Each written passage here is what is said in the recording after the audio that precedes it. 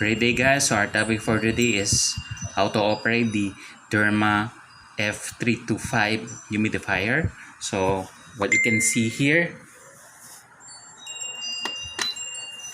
the control unit. Then you can see the fog going out.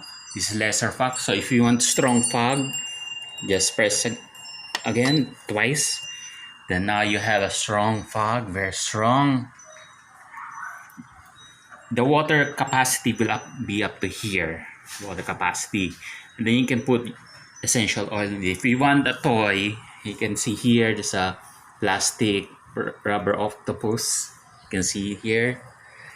And then there's adjustment here.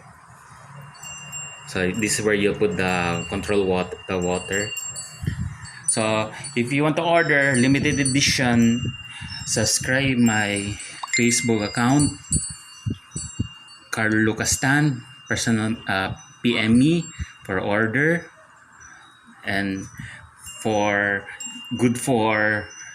baby's room, computer room, sala room, guest room, and many more where you want to decorate this unit. So thank you and God bless. Order now. PM me, Carl Lucas Tan. Thank you and God bless. Happy Burmans.